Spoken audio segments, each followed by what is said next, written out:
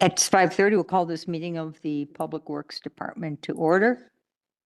Roll call shows all committee members are in attendance. We'll entertain approval of the minutes from May 7th. Motion to approve the May 7th minutes. I'll second. Any changes or comments on the minutes? No. We'll all vote. All in favor? Aye. Aye. Opposed? It's unanimous.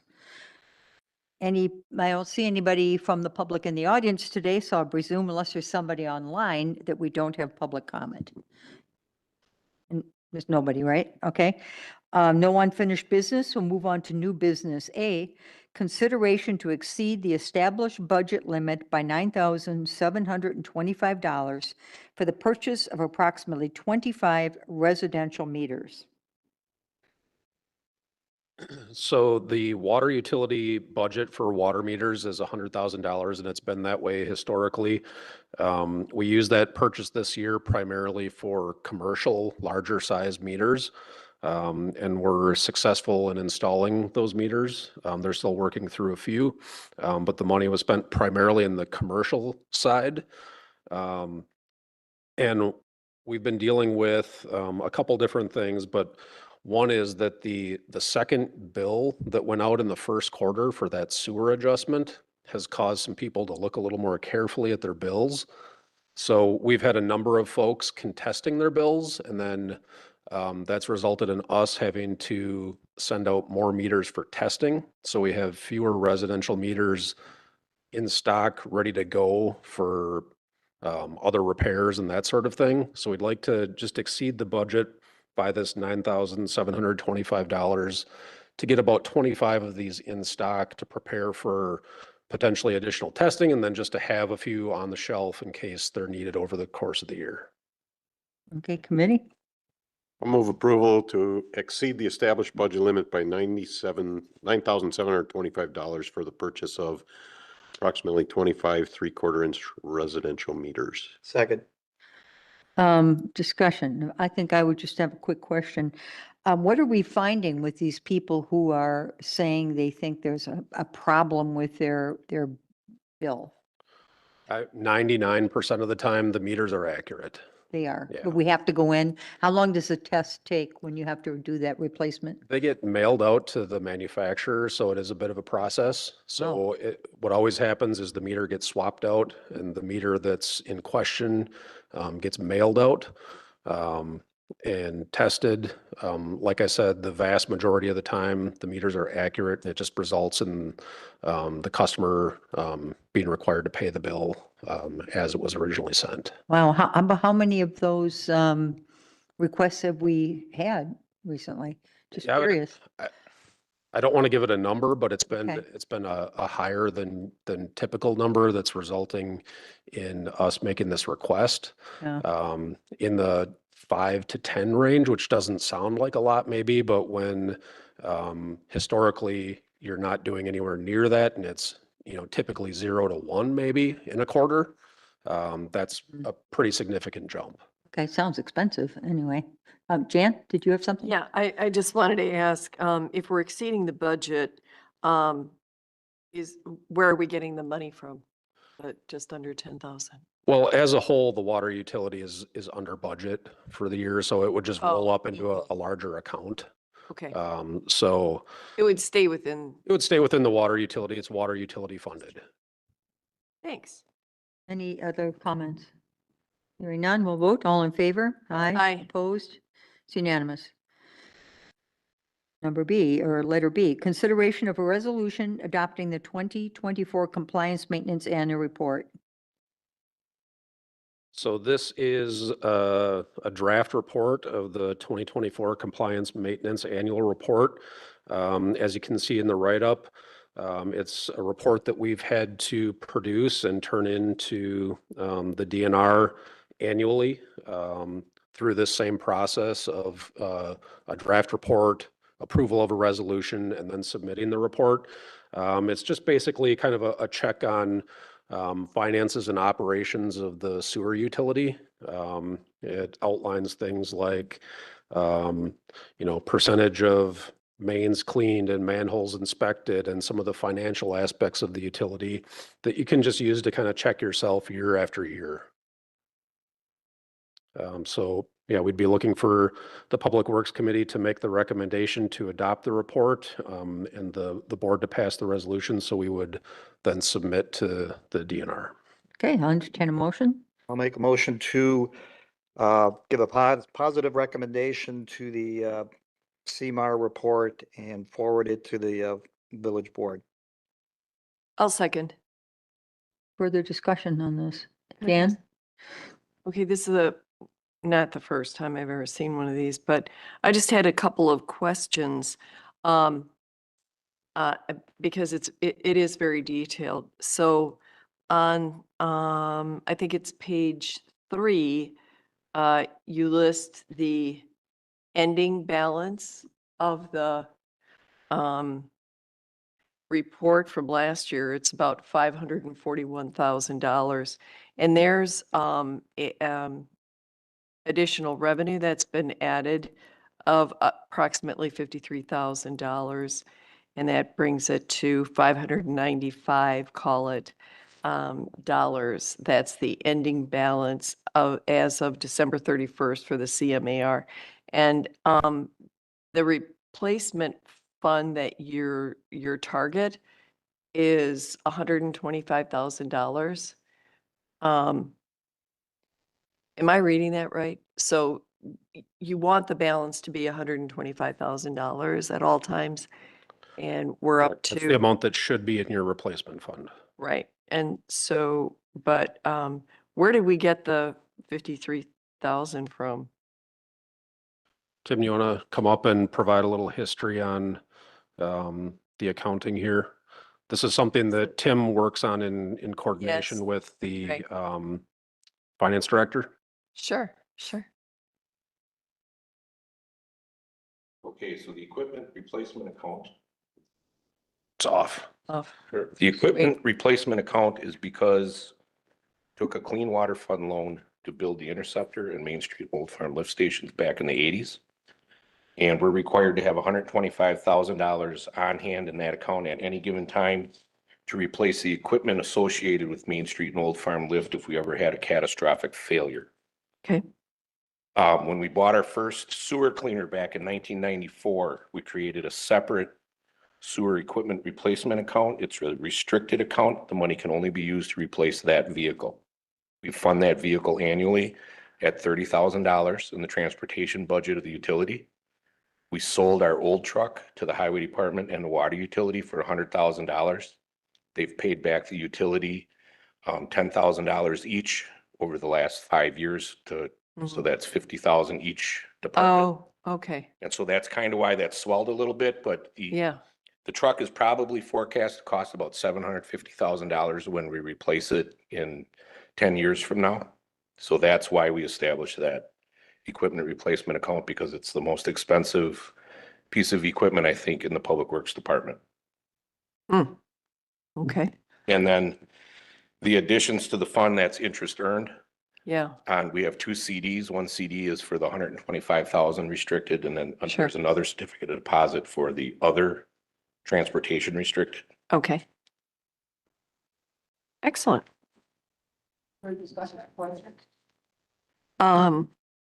Then in the report, you get into your projects, Yep. and then I'm just verifying this. You've got listed for 2026, 9 million for the sewer to Richfield. I thought Richfield was paying.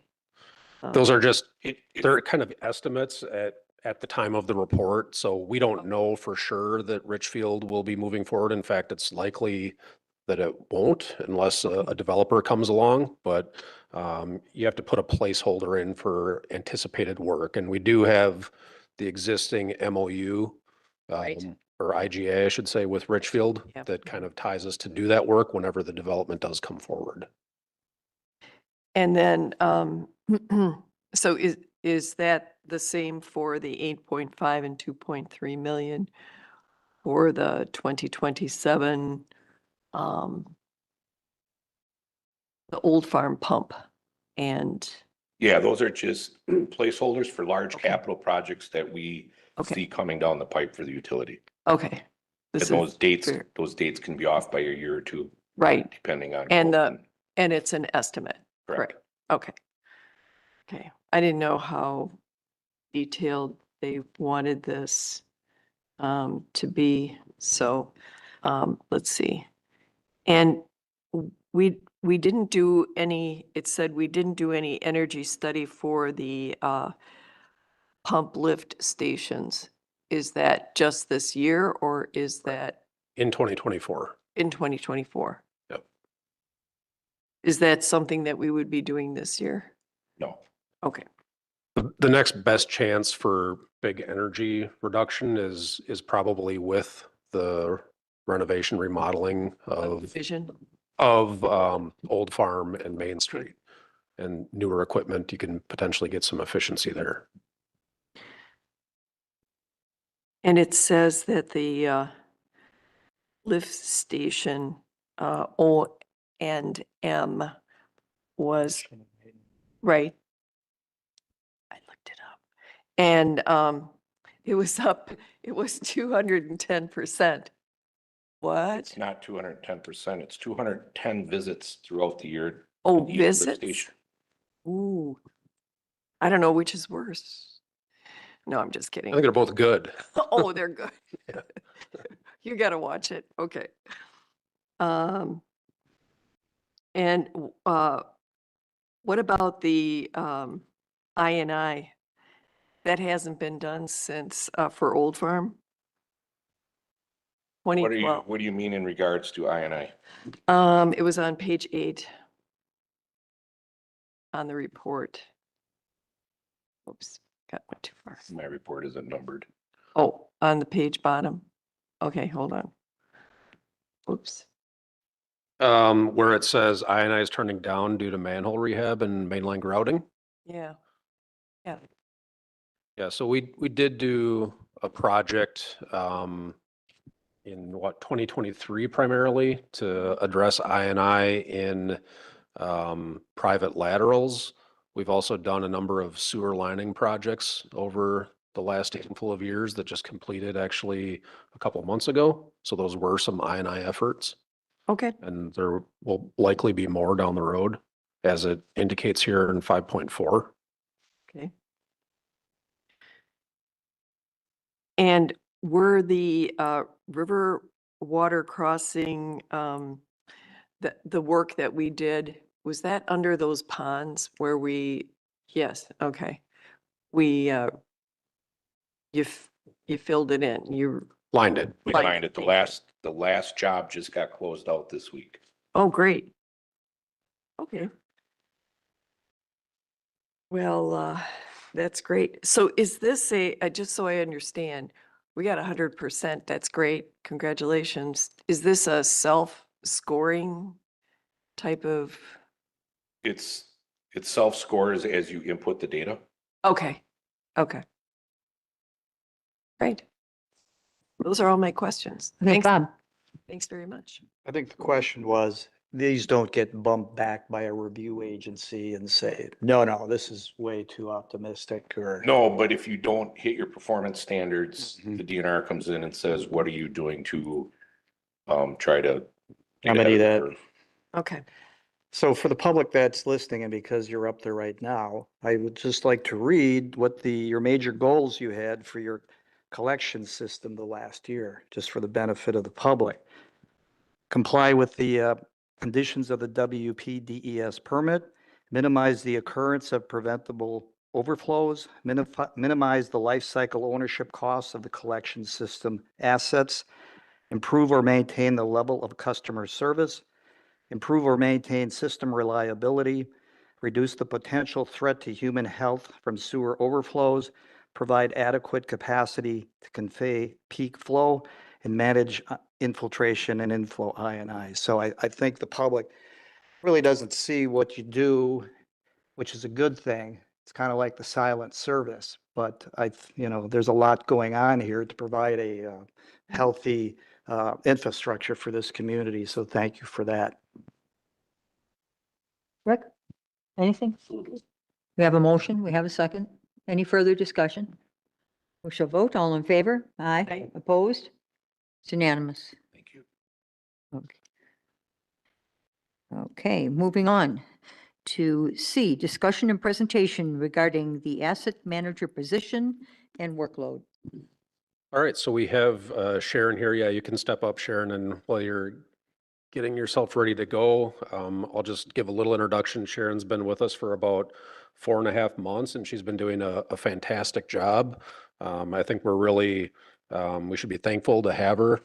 She's proven to be very thoughtful and very detail-oriented, and I won't go through kind of bullet point by bullet point the things that I feel like she's been able to accomplish in a very short period of time, because that might steal the thunder from her presentation a little bit.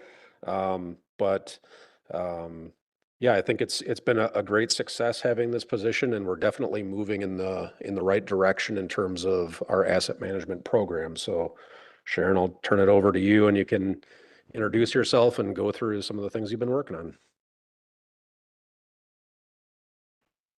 You have to kind of press the button until the red goes away there. Okay. There you go. My name is Sharon Lu. I'm the new asset management specialist. It's been 5 months, actually. Oh, okay. It's actually been 5 months since I started the position. I feel very grateful to work with a great team, and privileged It's okay. to have this opportunity. No, I don't think truly so. enjoy what I do. 1 second, Sharon. Test, test. It's just got to be a little closer. Oh, okay. Okay. Oh. Be nice and loud. Okay, okay. So now let me tell you a little bit about my myself. My educational background is in urban planning and GIS. I worked in environmental and transportation planning fields in the early part of my career. I later shifted to utility sectors. I worked in 4 different utilities, maintaining GIS database, designing facilities, and managing assets. My objective is to help build a comprehensive asset management platform to support the entire DPW workflow, as well as provide GIS technical support throughout different departments in the village. What is the asset management? To put it simply, asset management is a coordinated practice of managing physical assets, infrastructure, and technologies to minimize the cost of owning and operating them, while delivering the service level customer desires. With an effective asset management system, we'll be able to streamline our workflow and improve reliability. Also, we'll be able to optimize the use of our resources and improve operational effectiveness. And also, it will promote collaboration between different departments, and it will allow us to make informed decisions. So how do we approach utility asset management? I see it in 5 core questions. Whoops, sorry. As illustrated on this chart, the first question is, what do we have? What do we own? That is the asset inventory question. The next one is, what do we want to do with them? That is the O&M strategy question. And next one is the where do we focus? That is the risk assessment and prioritization. Next is, how can we afford to do it? That is the long-term funding question. And the last one is, what are the expectations? That is the level of service question. So to help us answer all of those questions, we need to leverage some tools and technologies. One of the fundamental tools for asset management is GIS, which is short for Geographic Information System. GIS allows us to collect data spatially to build our inventory. which is the most tangible step of asset management. It also provides a platform for us to visualize our assets and manage them. Another important tool is asset management software, which focuses on work order management and scheduling, as well as asset performance tracking and reporting. When we integrate GIS, asset management software, and other technologies and tools, we'll be able to build a comprehensive platform that enables us to monitor assets, manage work orders, and make data-driven decisions. So with that high-level overview of the asset management, let's take a look at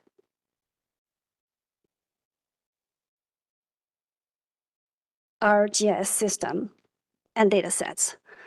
As you all know that at DPW, we provide 5 essential services: water, sanitary, storm, highways, and engineering. Each of the service is comprised of 5 to 10 asset groups. For example, in water utility, we have water mains and service laterals. We have curb stops and valves. We have hydrants. For sanitary, we have gravity main and forced main and sanitary manholes and other sanitary structures, and so on and so forth. As you may notice on this chart, on this slides, that we have very minimum data for highways. That is the reality of our system. We currently only have trees and signs for highway, but we needed much more. And also, you may notice we don't have anything for engineering. So in our day-to-day operation, we use GIS in various ways. Here are just 2 examples of them.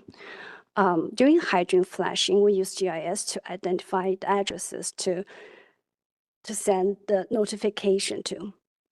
And we also use GIS to help us map out the areas that need tree planting.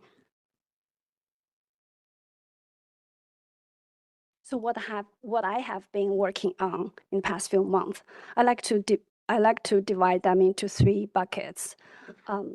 So in the past few months, my primary focus is on the lead and copper project. As you all may know, that we got a warning from DNR regarding the dissatisfactory submittal from 2024 in regards to lead and copper. So I've been spending a lot of time cleaning up the water meter GIS data and work with accounting system to make sure every service is accounted for and mapped correctly and linked to other data sets. In addition to fulfill day-to-day maintenance requests, I also been working on creating new data sets, for example, street lighting and traffic signal data sets, as well as electrical system that supports those services.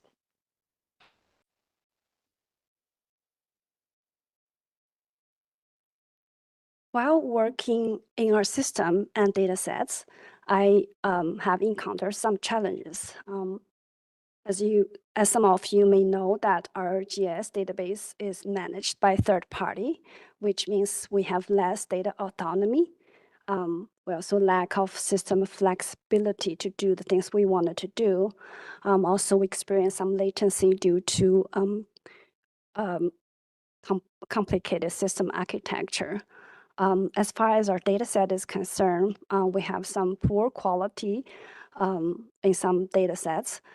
For example, in the center of the slides, there is an example of storm pipe mapped into sanitary manhole. And then on the right side, there's an example of water meter mapped on the highway 45. In addition to the data quality issue, we also encounter data deficiency, meaning that we like I alluded earlier, for highways and streets, we have barely anything. And then for engineering, we don't have anything. Also, we currently do not have a asset management software yet. So with those challenges come with great opportunity to make improvements. So looking ahead, I would like to focus on 4 areas. The first one would be looking into a alternative GIS system that will provide us with similar functionalities, but with more agency and system flexibility. I would also be focusing on updating our existing data sets, as well as building new data sets. I'll be working on researching asset management system that will integrate with our GIS system and other systems. With that, I'll turn the floor back to you guys. I'll go first, that's okay. It's for discussion only, but I have a question. I guess maybe this is probably directed more to you, Matt. What is the engineering firm that currently handles our GIS? It's Rukert and Milky. And we've used them for how many years? Way before your time, A way, long way. time, yeah. Because I know that's come up at this meeting a number of times, like why we continue using Rukert and Milky. And if nothing else, we're already now getting some feedback, professional feedback, that it's time to look for something potentially different or rebuild, restructure what we have. And I really appreciate, Sharon, that you brought that forward because it's something that we never would have been able to bring forward with any intelligence, frankly. But we've been questioning that for how many years? You know, Yeah, I think without Sharon's position, the agreement between the village and Rukert and Milky makes a bunch of sense.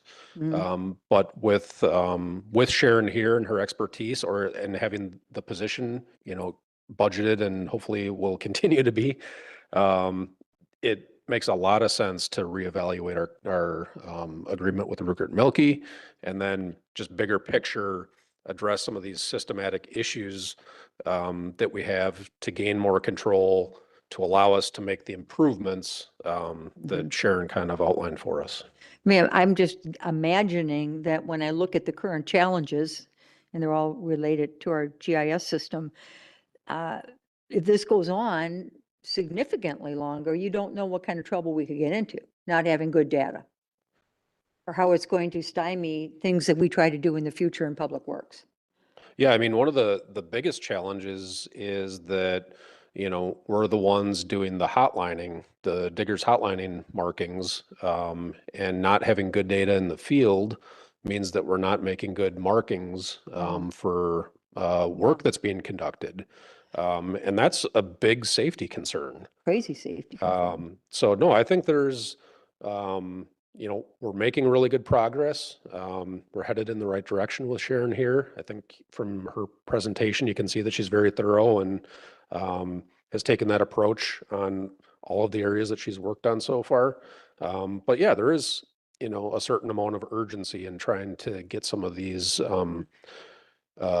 missing data sets completed and also correcting incomplete or incorrect data. And Sharon, you would work with the engineering firm on this in short term to get corrections, or how would that?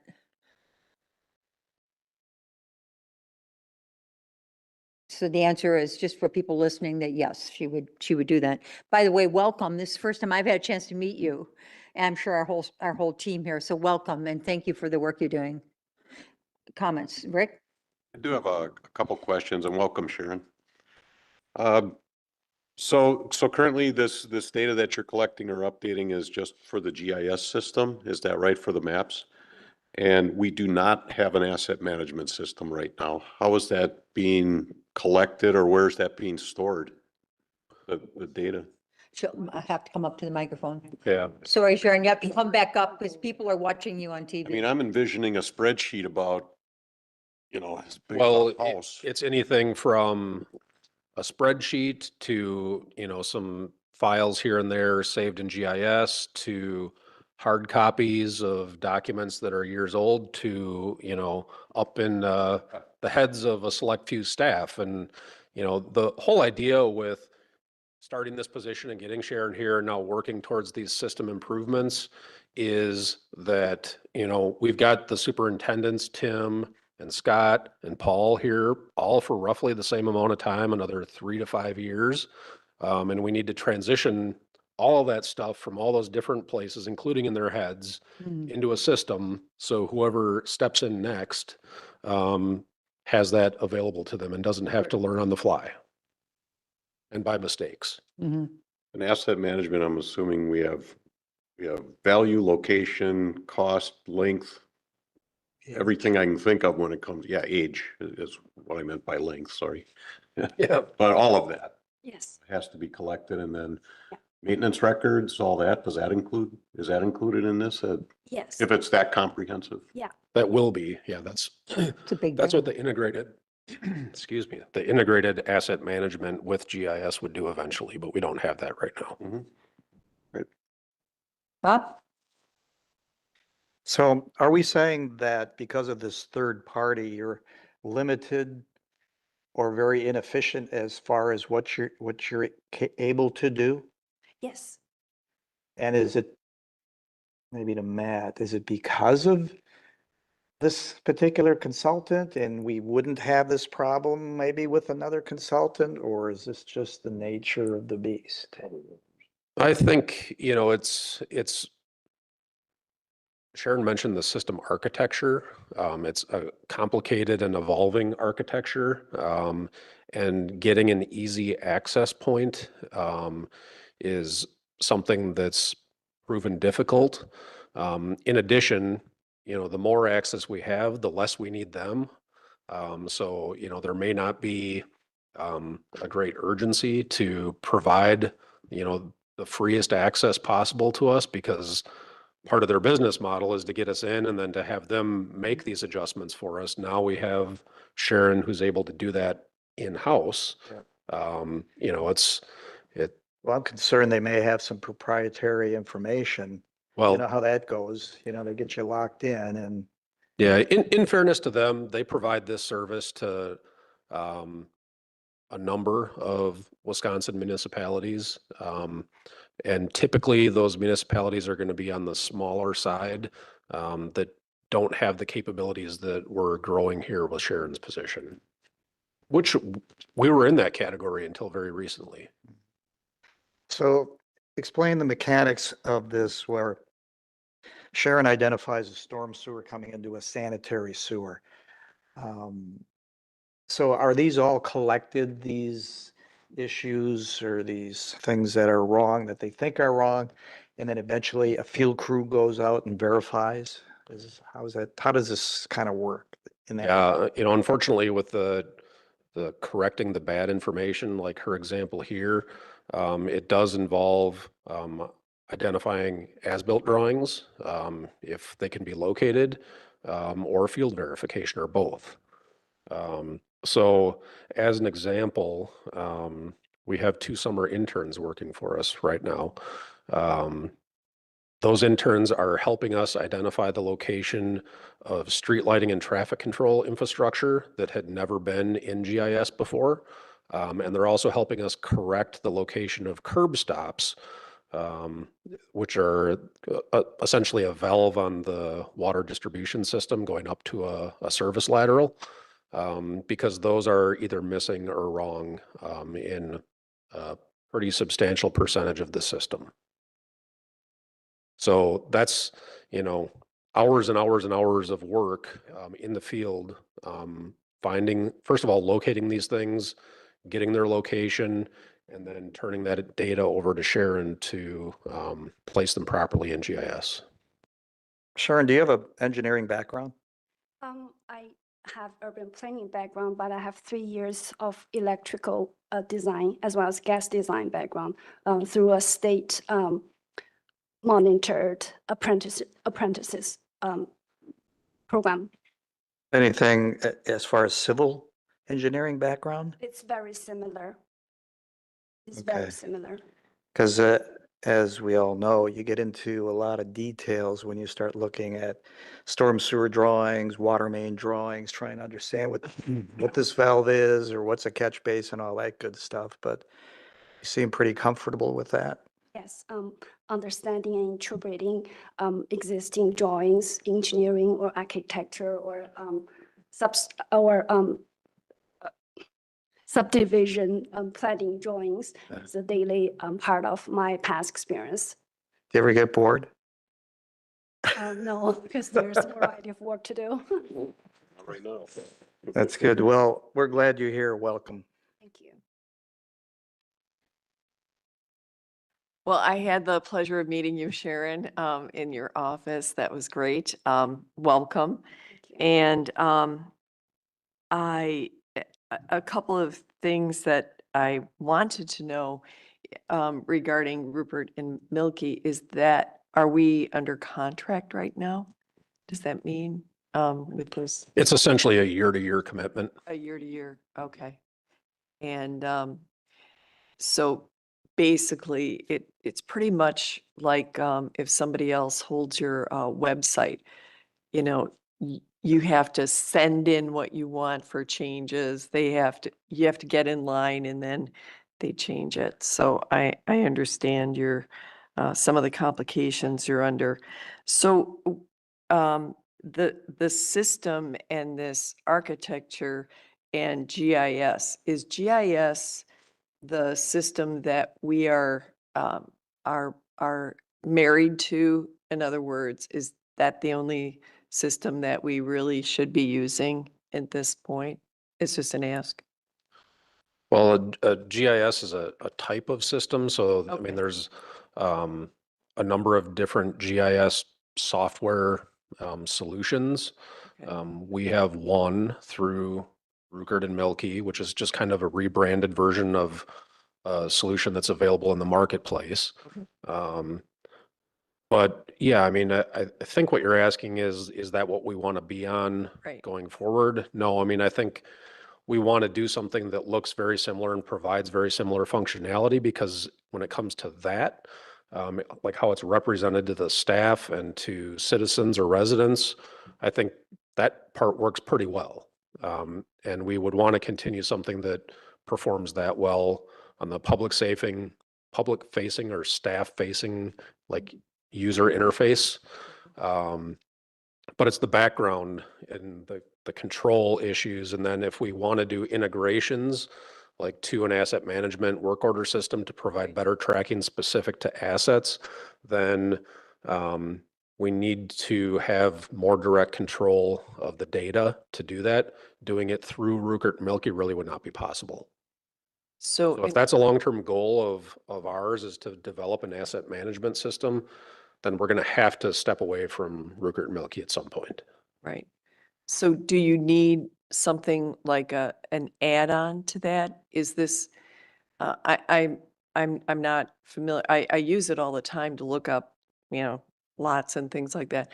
But is it when you say work order? So somebody calls and says, we have this situation, can you look it up? And then you want to create a work order, I think a you're, visual work order, then is that something that it can do?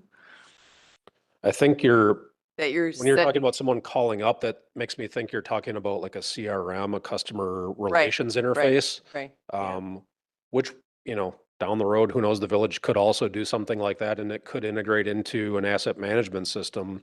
But no, the asset management system would be more focused on collecting data in terms of work that staff conducted or contractors conducted on a particular asset, and record, that type of work over time, and do some analysis on data to show like this asset is tracking well over the course of its life, or maybe like, hey, this asset is costing us a bunch of money earlier than we expected in its life. So then it could, See, we could Okay. get some data to help us prioritize our budget out of that. okay. That's great. So so if you actually wanted to take it to the next step and actually create like a work order and track it. Because what you're doing with the maintenance, you're trying to see if all the contractors are doing their job and if there are any concerns, or if the asset is actually going going through its time. So if it's supposed to last 10 years, if it's not lasting 10 years, then maybe that equipment isn't the right one for us. But on the customer service side, it wouldn't store that. No. No, that would be a different system, and there could be a future customer service platform that the village uses that would integrate with the work order system, but that's, I guess, 2 or 3 steps ahead. I think, first is work on our existing GIS and make improvements where we can. Eventually transition to a GIS where we have more control. Yeah. And then once we have more control, work on the integration with a new asset management software. Yeah, none of this is customer facing as far as constituents concerned. This is all behind the scenes, Jen. Right. And I'm sure that Matt would be happy to walk you through what a GIS system does. But we have to find out what we have and then how it's being utilized most efficiently. This is huge. Yeah. Anyway, but this was for discussion only.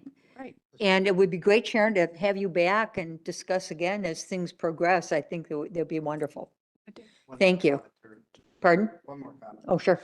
So I think when it comes time to re-up Rickert and Milky, be good to have Sharon look at their scope to see where maybe from her perspective, we could write things in or back things out to make it easier for us or Sharon to interface with them.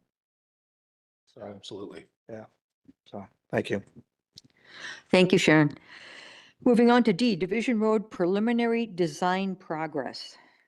Lot of graphics here.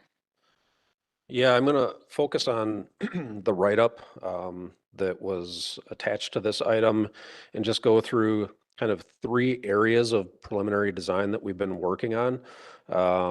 And then talk about a couple areas at the end where the committee had requested additional information and talk a little bit about the budget and kind of where we're projecting that to be.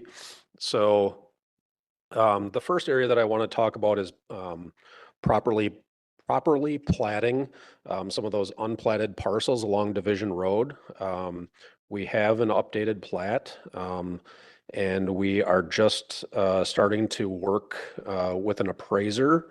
Attached to the agenda item were letters that were sent out to residents affected by this to offer a meeting with Kevin and I to talk through what the acquisition of that land for right-of-way means for them in terms of cost and any other issues or concerns they have.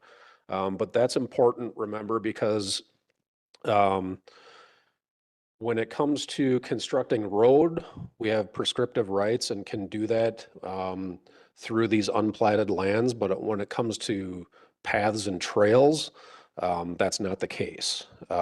It's the opinion of the village attorney, and there's some recent case law in Wisconsin to suggest that we need to obtain the right-of-way in order to extend trails or path through that current prescriptive rights area.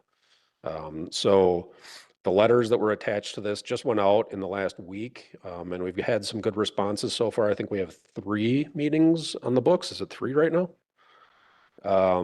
So we'll be starting to talk to residents in the next couple of days here, actually, about their affected parcels. Any questions about that? So far, it's going okay. Second is the committee and board approved Kapoor and R.A. Smith to do some stormwater modeling. The most critical aspect of that was the work that Kapoor did for the phase 1 portion of the project. As it relates to stormwater improvements, we were recommending basically from Lilac Hawthorne down the west side of Division Road to Jefferson Ditch.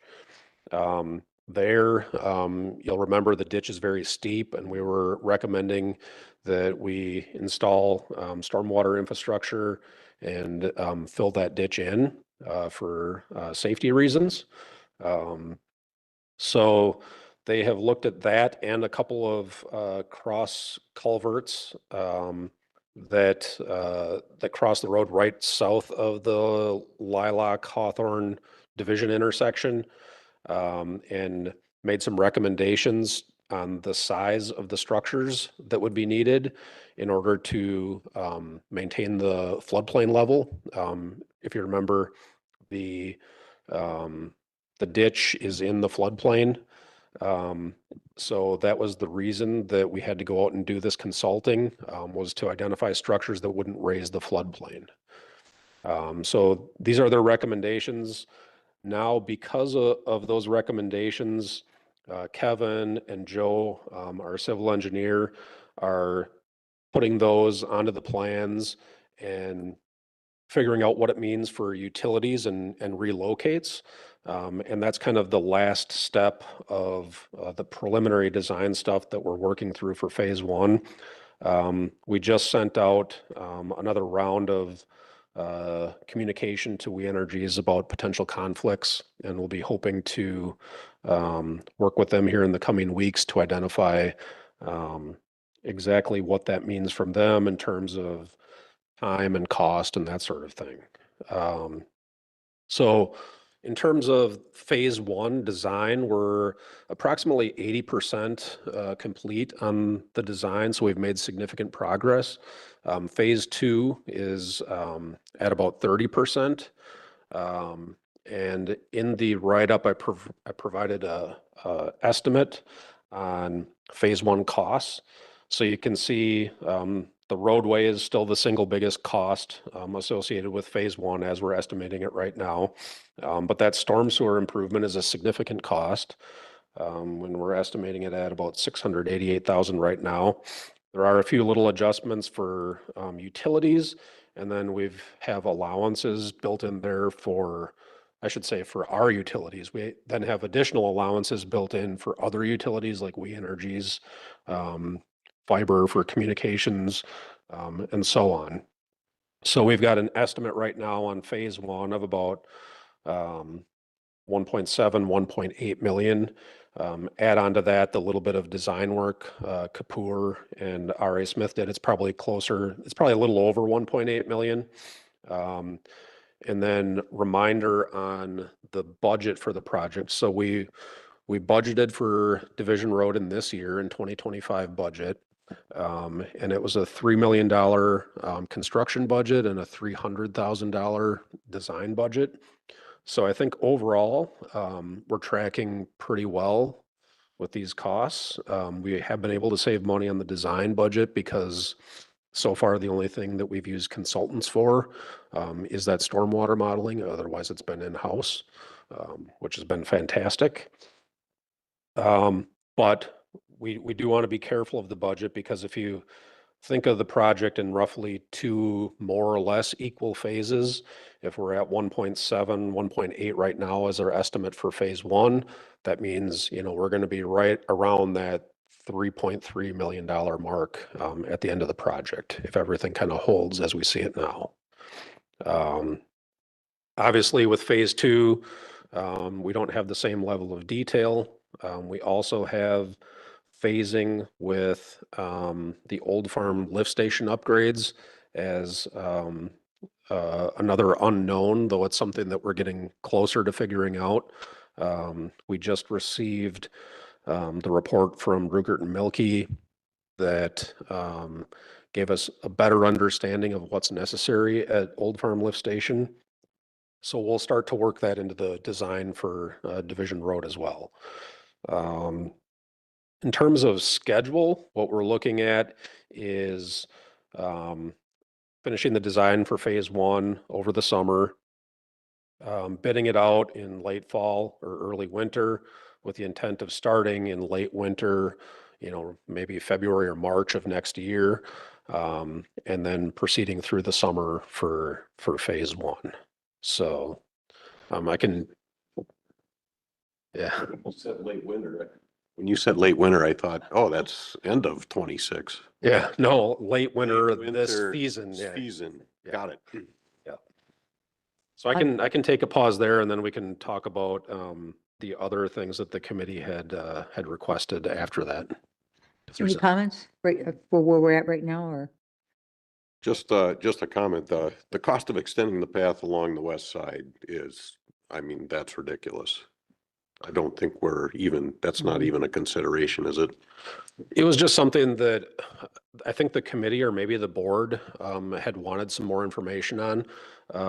So yeah, when it comes to these additional cost estimates for the parking lot and for the path, they're very preliminary. They include the asphalt and some fill, but they don't include much else. So there could be additional design, just a host of other things, and there could be, like talking about the path. There could be a number of locations where, we can't fit the path and the open graded ditch in the right of way. So we might have to add storm sewer to make a path possible on the west side. That would obviously have a significant impact on the cost. So the 360,000 that you see here is, that's kind of scratching the surface in terms of what that would cost. So So I think- so easy to add things on to these budgets. When all we really wanted to do initially was redo Division Road. So we have a smooth road to drive on again. And we just keep adding and adding and adding. This is reminding me a lot of Donjas Bay Road back in the day when we worked on that. And what it ends up doing is delaying the project forever. So all these are nice things to have, but what I'd really like to have is a road that our residents can use safely. Yeah, and I would, if I may, I think that this extra time that we're taking to do some of the plating and add some of the paths, some of the things we didn't talk about, but that allows for, in particular, safer pedestrian crossings and eliminating that steep ditch on the west side. I think those are good safety improvements that'll be made possible by the additional time. We've heard from a lot of residents too that are, curious about when this starts because the road condition is so poor. And I completely understand that. So we're of the same thinking that the sooner we can get this done, the better. Right now, I think we're on a good track for construction in 2026. And I definitely appreciate the committees and the boards and the residents' patience as we work through some of these preliminary steps. You got one, Ms. Mayor. Is that it? Comment? Terry? Oh, sorry, Jan or Bob? No, Bob.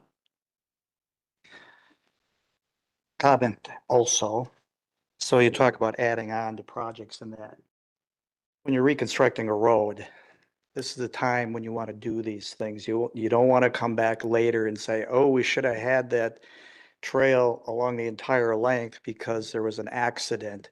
And now we feel obligated to construct a trail because we're under pressure now, and now you're remobilizing in there to redo that. So you got to look at these things to add on because this is the most inexpensive time to add these things onto a project, especially a reconstruction project. You got the crews and things there too. A couple other comments. Where is the right-of-way acquisition cost? Is that, I don't see it in your phase one estimate. No, I mean, we've had some minimal costs for the contracted surveying for the updated plat. What we're anticipating in terms of proposals the appraiser is going to make to residents is that it's essentially a no-cost transaction. And there may be some negotiation in that, but essentially the appraiser's rationale for that is that it's already serving the purpose of right-of-way and doesn't have a value to the resident. First possession? Well, we don't want to go there, so we're hoping to do it amicably. And, I think we have some negotiating possibilities if the initial proposal doesn't go well. But I think our first step was getting out these letters, sitting down with the residents and talking to them about the project and helping them understand what's going on. So, Most people think their right of way goes to the center line. So part of it is the education. Yep. Educating them of that.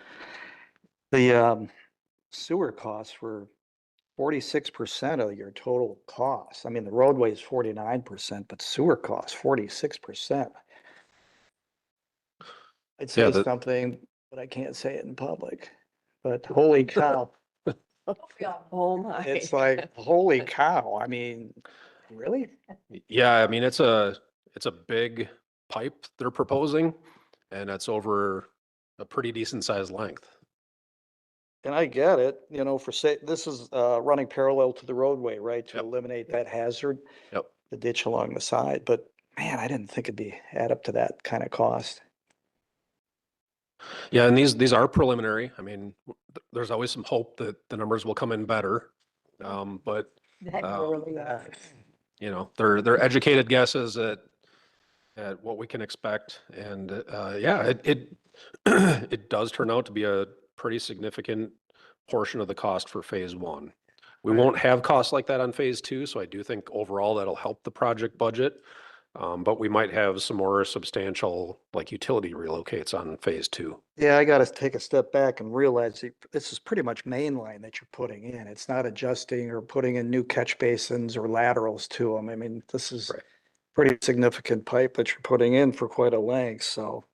But it, from what I'm used to seeing, it's such a large percentage of the roadway projects that I've ever seen, so. Last question was, there's a comment here, I think it's maybe Kevin. And I'll just read it. It said, "It is likely that an allowance for utility relocation will be built into the phase one construction contract so that work can be coordinated by the contractor." I don't know what that means.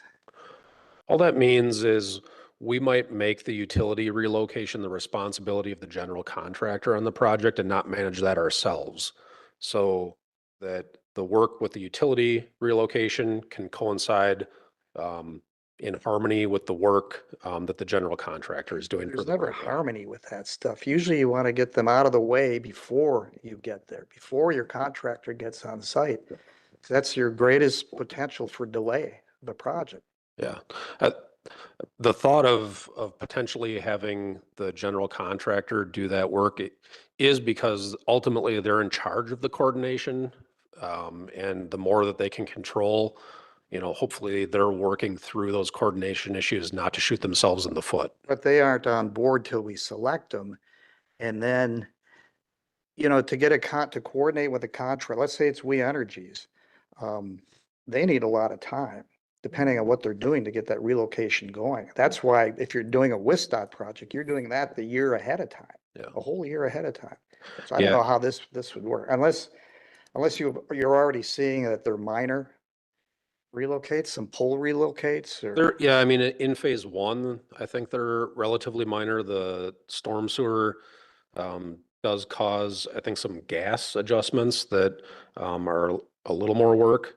But that's also just one thought we're having right now. It's possible as we continue our communication with We Energies and other utilities that we don't go that route based on some of the things you're saying. That's just kind of our current thinking. That's gonna jack your bids up with the contractors if they're responsible for coordinating utility relocates. I think you know that. It's a possibility. It's a real it's not a possibility. It's gonna increase your cost. So anyway, that's all. And Jen? The old farm lift station upgrades, what number is included? Isn't that phase one? No, it'll be in phase two. Oh, That's phase one is basically north of the Jefferson Ditch and phase two is south. So so it's in phase two. Okay, and then I wanted to agree with Bob. You know, when you do construction, I'm just using my home for an example. You just, you know, if you're ripping out a wall or something, you got to look at all the structure, right? So one of, when we did when you did the meetings and you had the residents come in and we had all the pictures up there, we had the road, and on both sides of the road were the paths. So, I'm really a path person, and that's a huge, thoroughfare. There are a lot of bikers and walkers, and they've been kind of waiting for this, so I'm in favor of trails or bike trails.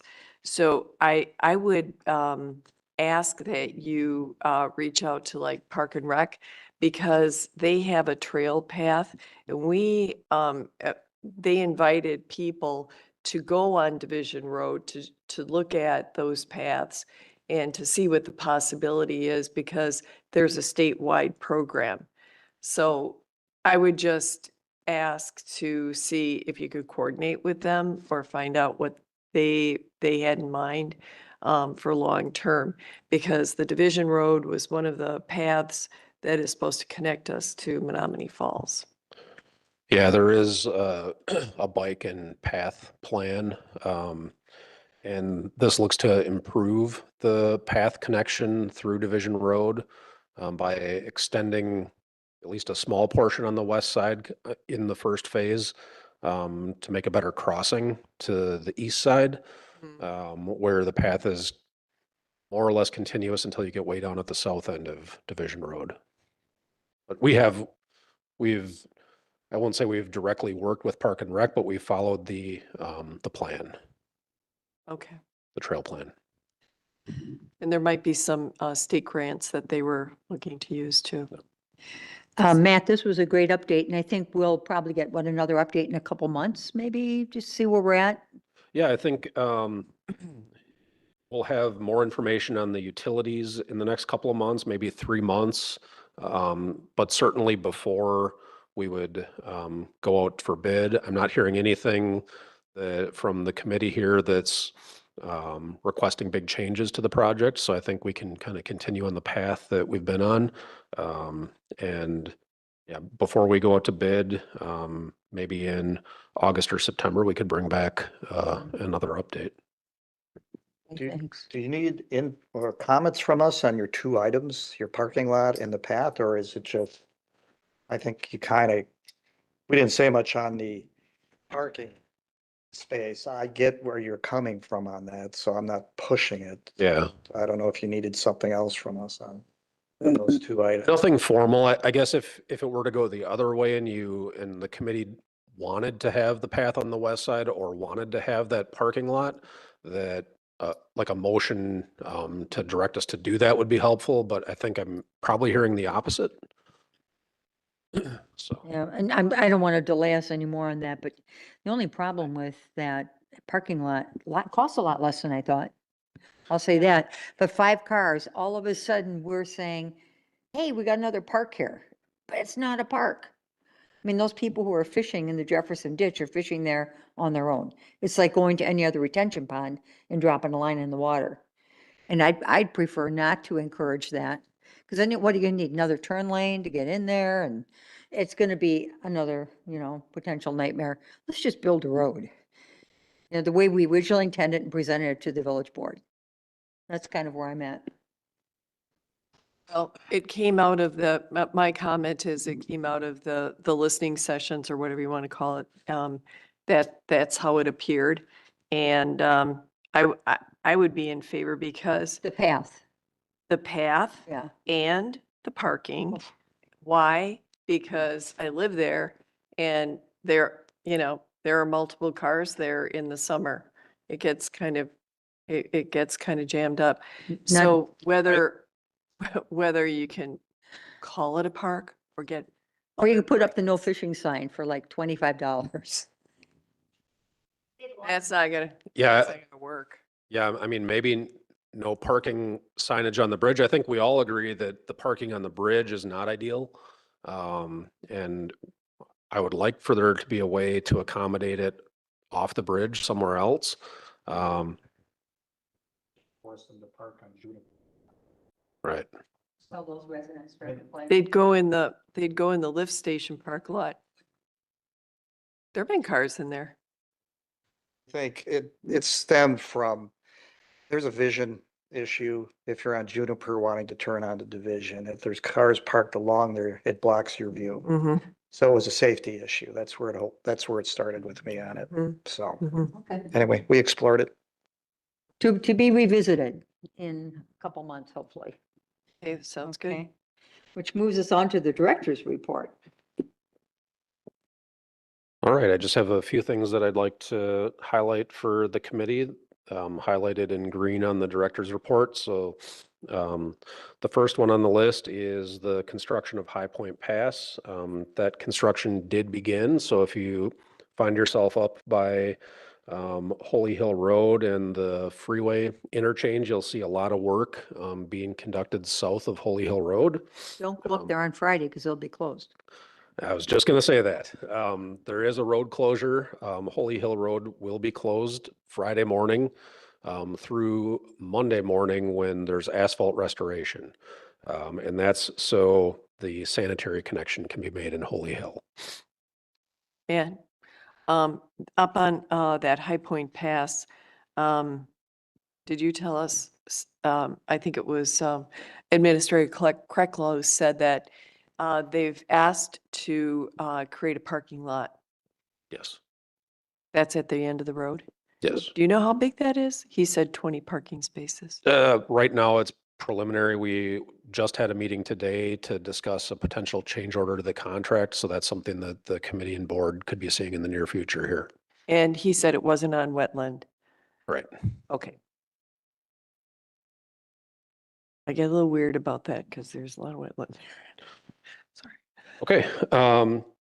Moving down the list, I have curb stop and street light locates. So that's something that we already kind of discussed. Our interns are working on that in coordination with Kevin in the engineering division and Sharon in order to help complete some of those data sets.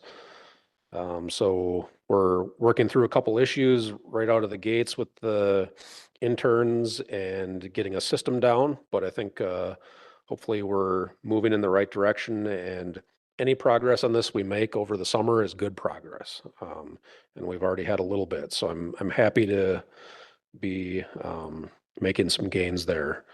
We have the interns. Roughly mid-August. Is that? Yeah.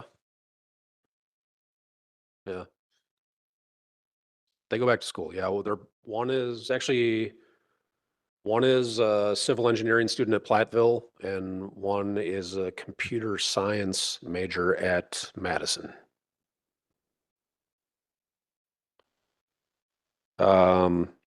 We already addressed the GIS system assessment, so that's something that Sharon and I have been working on a little bit when she's not crunching the numbers on those data sets that we were talking about. I talked at the last meeting about the Tower 1 emergency repairs. So did hire somebody to remove the jacketing on the riser and do an inspection. We did identify the location of the leaks and the cause of the leak in that riser. So we're working on an emergency basis with a consultant to come up with a repair that bridges the gap between now and the eventual rehab of the tower, which is still a handful of years away. But it has to do with a couple of things. Primarily how the riser is supported within the structure. The support structure it's very unique, and it's too rigid. So when the tower moves, the riser is moving, and that's causing some tension on those joints where they're connected. And then the other issue is some poor quality welds. So we are in the process of working with the consultant to get some proposals back on that repair, but it will be happening in relatively short order here.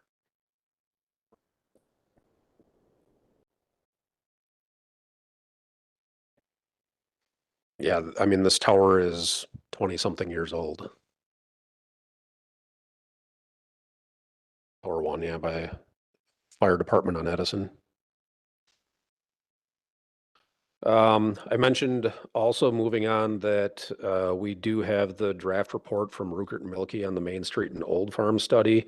We're just starting to go over that now, but we're anticipating that we'll do a July Utility Advisory Committee to present that information, and then potentially line that up with a Public Works presentation the same evening. I think the good news, the big takeaway is that kind of the current footprint of the facilities and the wet well is enough to support future flows. So we're not talking about brand new facilities. We are talking about retrofitting and remodeling the existing facilities. Yep. Brush pickup is underway throughout the village. You've probably seen some pretty substantial brush piles out there. But we started working through those piles on Monday, and will continue to do so through completion of the pickup. So everybody should have set their piles out by Sunday evening. And we'll make our way through the village systematically to collect the brush and finish when we're done. We do end up getting calls about missed piles, and sometimes people place a pile out after we've been by, and we try to work through that as best we can with residents. But generally speaking, if the pile was out on the Sunday before, then we will pick it up. All right, moving down, previously we'd had the committee approve our application for that SISUP grant. That's for the traffic control improvements. That application was submitted, and we'll be finding out more about that in late June, whether or not we received that award. I also have highlighted bid package 4. That's the bid package that dealt with the demolition of the old DPW facility.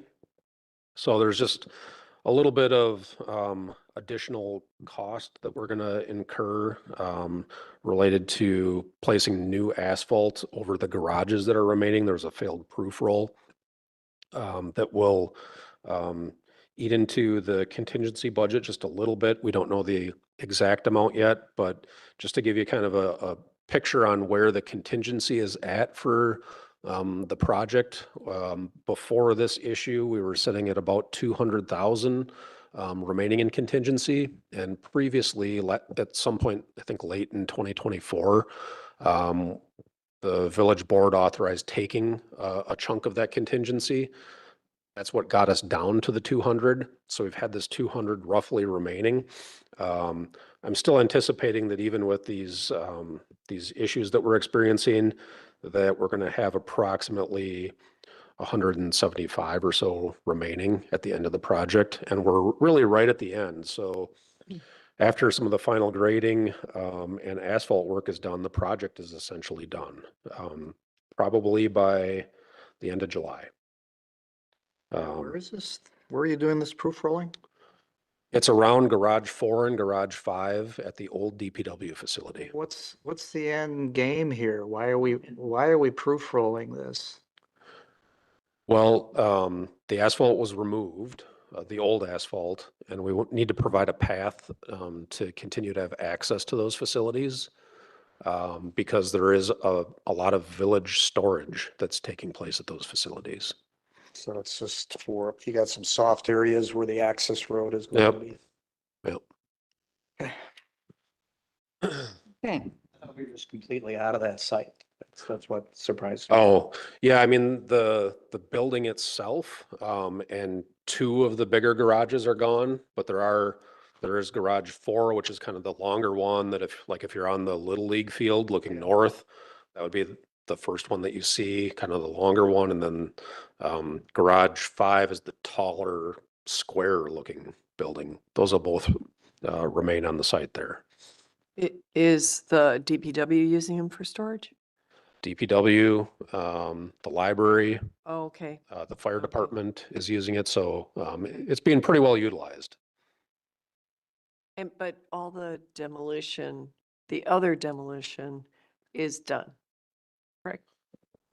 Yeah, I would say all of the demolition is done. at that site. Even like the asphalt, that was demoed and removed. So what's left is Just those, paving and grading. okay. And we, if there was anything for the DNR that was taken care of. Yeah, there are no issues with the DNR. Thanks. All right, real quick then, going through the rest of this, I want to highlight some work being done by other agencies. We had a pretty decent volume of calls, not so much maybe this month, but last month. Is that fair to say? Maybe about the ANR pipeline with TC Energy. That's a big project that's going on throughout the village, kind of from north to south on the roughly the western third of it. We do have information about that project on our website and a link to their project website. So when we do get calls, we can direct people there to look up information on that project. And then WISDOT is just beginning the resurfacing of Mequon Road east of Wasaki. So that's in Mequon. But now when you pull up to the intersection of Wasaki and Mequon and you want to go east, that road is closed. I just drove by there today and took a look at it. Hey, Matt, real quick on A&R, what's their restoration plan?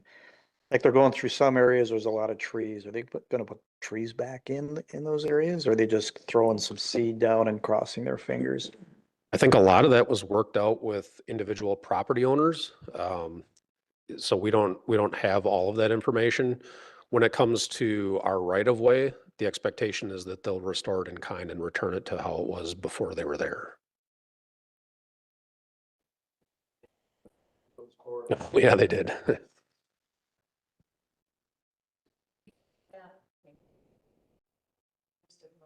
Yeah. In my opinion, but this would be gas, so. Anyway, okay. All right. We're almost to the end here. I'll kind of skip over. We already talked about the federal service line inventory violation. That's the LCRR that Sharon talked about. That's going to be a long-term process in order to correct all the data there to get ourselves in the good graces again. And it will require a lot of the field work that we talked about too. Moving on, we do have a new entry on the letters of credit. It's actually cash, not a letter of credit, but we do have a small amount for Bryan Builders and Green Bay Packaging for work, uncompleted work that will be contributed to the village at the end of the project. So that's just security that they will complete that work. And then down into the last part of the department update, I did hold an information session about a month ago. Kevin and I did. We didn't have any attendees. It was probably the best night of the year in terms of weather. So I understand people's preference to be outside and not listen to Kevin and I drone on about public works projects. But it has had a fair number of views online. This was the second year in a row. We've only done it 2, but the second year in a row where the attendance wasn't great. So I'm thinking of maybe doing an online presentation or something next time around. I think 195 views online is really good. Yeah, And don't you keep it up there then for people to see? yep, it's up there right now. Perfect. So yeah, I mean, comparatively, like a typical village board meeting gets about 200 views. Yeah. And you know how many people are going to come out unless they have an issue? Yeah. If they can see it online and say, hey, now I know what's going on. Yeah, so instead of, what I was thinking is doing an, like a PowerPoint with a voice recording that could be posted online instead of doing an after hours meeting that nobody attends. I've got Main Street sidewalk repairs on here. So this is also something that's highlighted on our construction page. It's being contracted as part of the road program. But a substantial number of the slabs of sidewalk on Main Street are going to be replaced this summer due to either heaving or cracking or deterioration. So I want to say it in as many places as possible that There will be impacts to residents that are living on Main Street and businesses that operate on Main Street. We've done our best through social media, through the website, and through mailings to get the word out about this. And I'm talking about it again tonight. So hoping that that won't come as a surprise to anybody. We already talked about the Holy Hill Road closure. Talked about brush pickup. Last thing is the bulky item pickup through Waste Management. That begins on June 9th. And for anybody that might be listening, the process that you have to go through is to call ahead of time to Waste Management to schedule your pickup. If you don't call ahead of time, you won't get your bulky item picked up. So that's not coordinated by the village. They need to call Waste Management in order to schedule that pickup. Okay, well, thank you, Matt. That was a great update. That brings us to next meeting date. We have to be aware now that we always need quorum and we can't have substitutes. And that was my kind of lead into, I will not be available on Wednesday, July 2nd, which would be our normal meeting date. That's the 4th of July week. Would it be okay with the committee and with staff if we move that meeting to the 9th, 1 week later? And if not, well, then I just won't be here. That's fine too. Does the second work for everybody else? Because you could certainly meet without me. But we can't afford to lose one more person. Looking at a potential utility advisory committee on that day. On the second? Or On the not? second. I can make Then leave either it. one. I can make the second for sure. Isn't there another meeting on the 9th? Well, we just heard utility advisory committee. That's the No? second. Oh, that's the second? No, I mean a regular scheduled. Not that I'm aware of. How about, I don't know about the 8th. You guys can't make the 8th, right? Because that's a Tuesday. Well, why don't we leave it on the second? Everybody knows I'm going to be absent. Good luck. No, you have to all show up. Oh, So that, we'll kind of work around that. Yes, I mean, if you schedule a utility earlier, I can make it, but I don't know about the other members. Earlier. Earlier than the 5:30. I was thinking we would do it Just do, 4:30 before the meeting. Because then we could potentially you have to check. with do the presentation at both committees and not have it, or not have Rupert Milkie come in twice. them. Sure.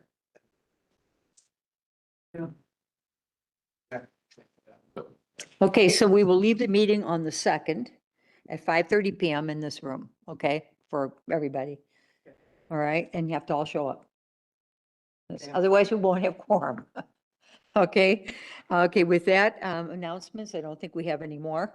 And we will adjourn at 6:53 PM. Thank you, everyone.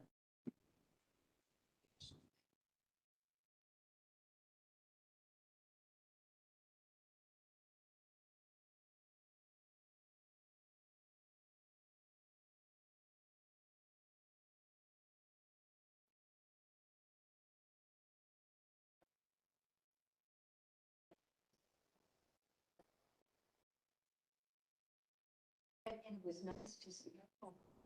Kind of having a long, get our attention span out the window.